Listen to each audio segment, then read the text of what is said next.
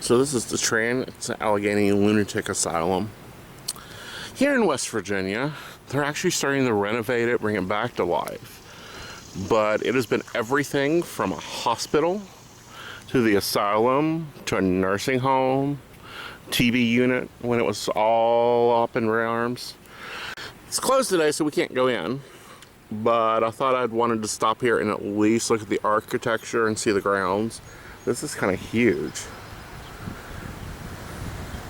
What's scary is some of the stories that come out of here, as far as, people, they couldn't get divorced, so they just have their wife committed. Or, work at how, TB patients would live their whole lives here from children up. Polio patients were here. They have hauntings here. The cool thing is they're starting to do tours again.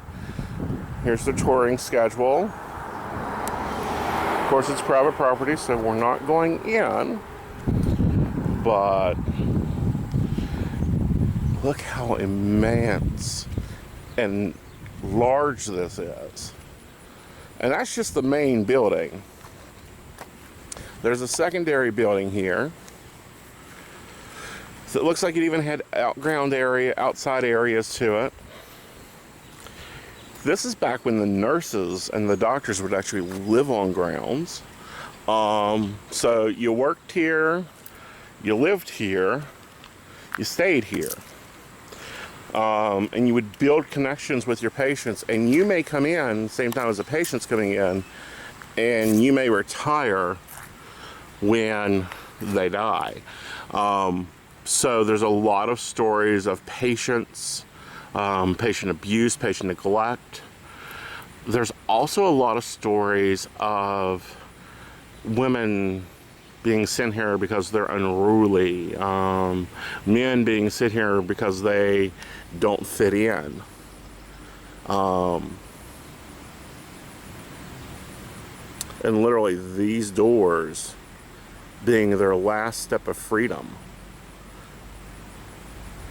Like, I can be as spiritual as I can be about things, but I think that that's something that we as a society of the times needs to take more value in, take more stock in, take more view of where we've been at. We have a lot of people wanting to erase the unnice parts of history. However, I think they need to be remembered and celebrated. I also think that's why that you have places like this that have a lot of activity to them, is because those stories aren't remembered. They aren't shared unless, someone's getting an apparition or someone's playing something. So there's the cool things here, and I'll flip around, but understand I'm traveling, so I'm in travel clothes. I'm not the all dressed up Aeson you're used to. But you're used to them on my vlogs, and show you some of the cool things and some interesting things that occurred.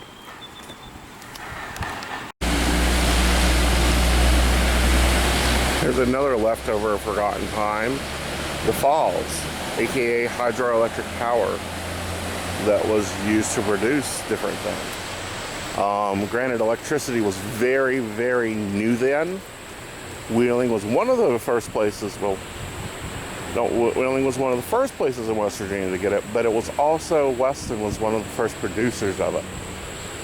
And it would be running is weird things like basic things that were amazing. Electric lights, medical equipment, medical stuff in general. We're gonna walk around and see if we can get maybe a little bit of the back of the asylum, but I just wanted to show you these beautiful falls and this footbridge from the town. Literally, they were separated from the town by the river. Okay, this is kind of a little bit sideways, closer to that, what I'd call outdoor facility building. I don't know if it's building B, building C, whatever. This is actually the first time I've been here. This is where they got activity on Taps. I believe it was Taps. One of the Ghost Hunter shows, they've always gotten activity here. They've done a big, large special if you're a big follower of that. But it's just weird that we let facilities like this that are old fall by the wayside. I mean, when we have homeless population, these make great apartments.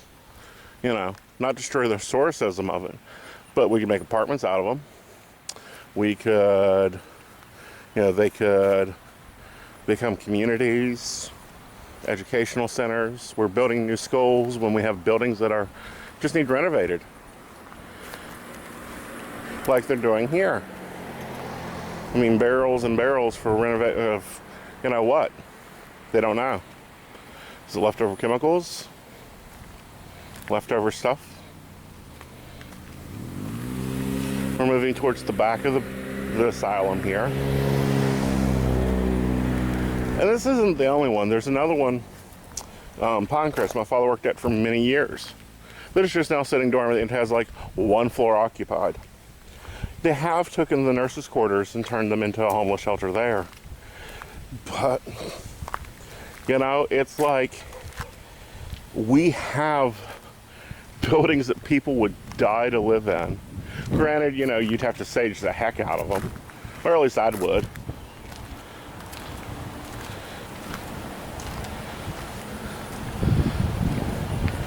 Sage them completely, renovate them, make them into something. You know, we've got a lot of forgotten history. And forgotten buildings. Virginia's famous for their forgotten buildings. I'm looking at possibly doing some events here later this year. Don't know if I will or not. If I do, I'll be sure to bring you guys along so that you can enjoy it. And who knows what will catch on. I'm going to shoot the back building from here. See, this facility was huge. I think they've gotten the ballroom adapted, and that's about all so far. And they do a lot of events outside. There's Fall Fest coming up. Be sure to check that out. All right. We'll chat a little bit later when we stop a little bit farther.